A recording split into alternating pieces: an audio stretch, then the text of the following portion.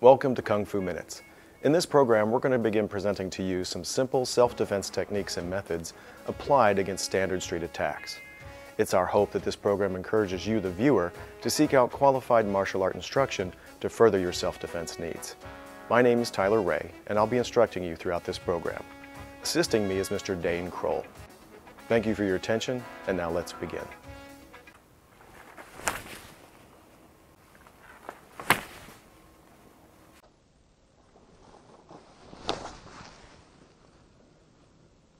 In previous videos, we discussed and presented what's called a casual fighting guard. Again, this is meant to be a passive form of guard that allows you to defend yourself against an attacker and yet not be in a threatening posture.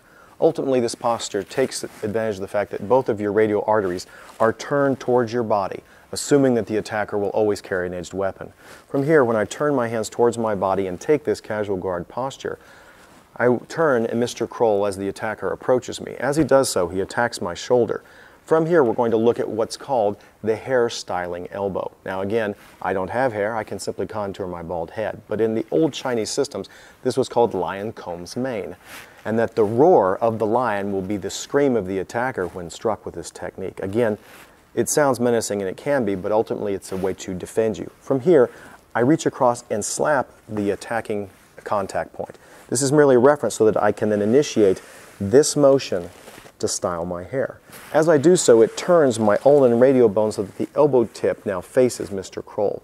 Now from here, if I step forward, it intersects his ribs, and then my palm can intersect points in the head and neck. But from here, we're just looking at shielding yourself. In Indonesian systems, this bone shield is critical to defend you against an edged weapon attack.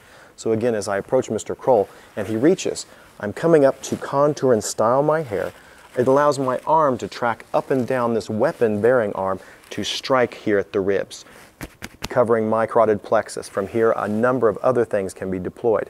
Even here, I'm loaded should Mr. Kroll fire his rear cross. I contour across, checking, elbow, groin, face, a number of things. One last time to review the technique.